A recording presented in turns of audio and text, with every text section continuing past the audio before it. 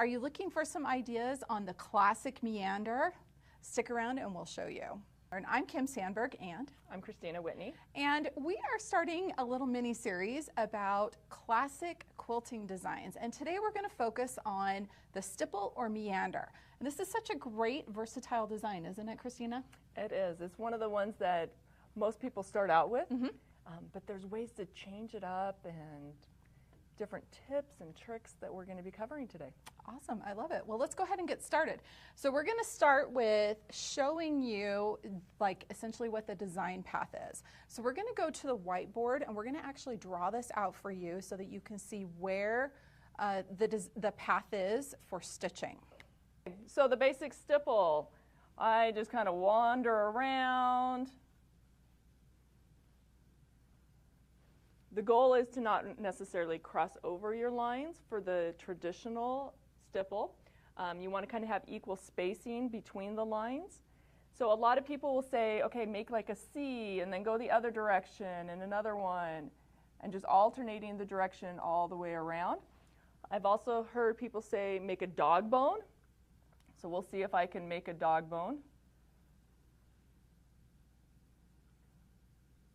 Okay. And you can do this at any size. So you can do large or you could do little tiny. And this is just a great design to fill in any space. So we've got some basic drawing here. Now we're going to go over to our Moxie ST and do some stitching on the stationary machine. I'm here at the Moxie ST and I have put on my 1/2 inch Echo Foot to do the stipple with. And I love using the Echo Feet, so it comes in a set of 3 because it helps me maintain the distance between the lines as I'm quilting. As Kristina pointed out while she was drawing them, maintaining that distance is part of getting that overall look to the design. Okay, let's go ahead and do some stitching. So I'm going to do some, clip my thread here. I'm going to go through and do a basic meander, and I'm making sure that I don't get any closer than the edge of that foot to any of the previous stitching that I've done. So I'm doing a little bit of a larger scale meander here.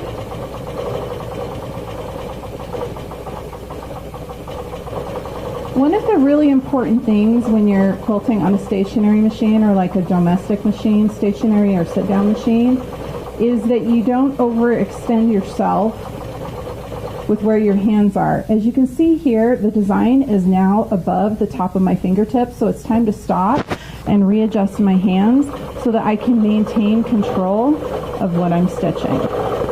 So there's just a basic meander on a stationary machine. All right, Kristina, let's take a look at stitching on the Amara or on a Longarm. Okay, I've got this square here that I'm going to be working in, so I'm going to try to fill up that whole space using the stipple. When you're doing this, you need to kind of think ahead of where you're going. That way you don't get stuck. I've also noticed a lot of people, they do their stipple and they tend to go very linearly and then come back.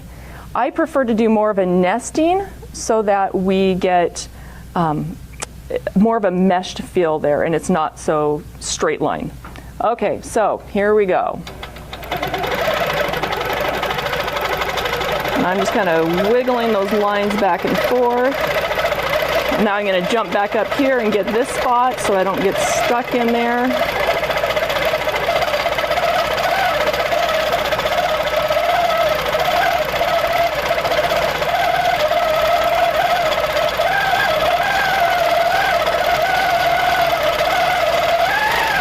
Kind of going in and out of my quilting.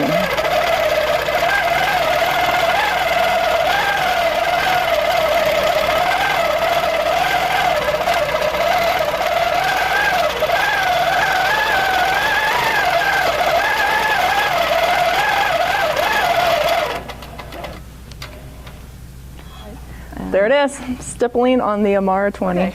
We've drawn, we've practiced, we've done the stationary machine, we did our frame mounted Amara 20. let's do computerized. Let's do it. Let's show everybody how to do it with a Pro Stitcher. Okay. So we've got this square set up here, and the first thing we need to do is set up an area. So we're going to take a look at the Pro Stitcher screen, walk you through the steps really quick of how easy it is to set up a stipple, and then we'll stitch it out. What we're going to do is create an area which is going to represent the block on our quilt top down here. So this is the block that we're going to put the stipple in. So I'm going to go to my area tab. I've already got my machine in position at one corner. I'm going to hit multi-point. I'm going to move the machine over to the next corner. And again, I'm going to hit multi-point and come down. Let's hit the refresh button. Sorry, I'm going to do that so we can see what you're doing on the screen. Well, you know, I guess that would be helpful. And multi-point. Okay, so you can see my piecing is not perfect, meaning my drawing on the fabric's not perfect. But we're going to go into the File, Design, and Open to find a stipple design. And I'm going to look in the Pro Stitcher Designs, Continuous Line, and I'm going to just scroll down to S because I'm pretty sure there's one that's called stipple. Yep. And yeah, it's right there at the bottom. There we go. There's a couple different ones there. I'm just going to grab that first one and open. Okay. So depending on the density that I want, I could change the size of this, make it bigger, make it smaller. For ease, I'm going to try to modify skew, and I'm going to try the skew button, and that fits that area. I can baseline that and tell Pro Stitcher, I want you to quilt, and let's run. So the machine knows where to go. I'm just going to bring up my bobbin thread. We're going to hit resume, and it's going to stitch that out for us.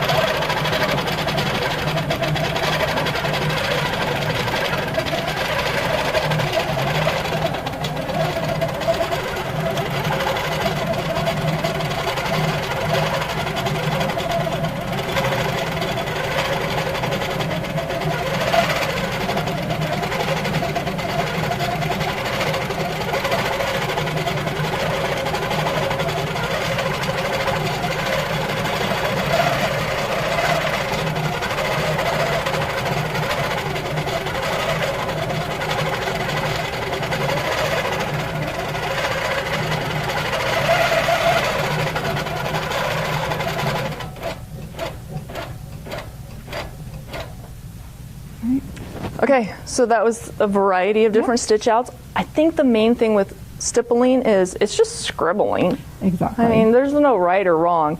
The main point, though, is to fill up the space. Mm-hmm. And try to keep it kind of even as you're stitching so that you get consistent density all the way through. We showed it at like basically 3 different scales here. I did a larger one on the ST, and then you did a smaller one with free motion, and then we did one that was a little bit bigger with Pro Stitcher. They're all right. It just depends on the density you want on your quilt. Yeah. I don't know about you, but this was the first design I learned, and this was the only design I quilted for probably the first couple of years I quilted on my domestic machine. So, and that's how it is for most quilters. It's a very basic design. It's very versatile. It can fit in anywhere that you want. We did mention the different densities. Once you do pick a density for a particular area of your quilt, keeping that consistency sometimes can be a little bit tricky. So one thing that I like to think about when I'm doing this is I like to think about coins. Okay. Because, you know, money's fun to think about. But think about like the size. You use the echo feet, so I just try to visualize the size of a coin. Like, am I doing little tiny where, you know, maybe I'm going around a dime, or am I trying to do it larger? Maybe I'm going around a silver dollar or something like that. Okay. So just having that visual in my mind. So. Oh, that's a really great tip.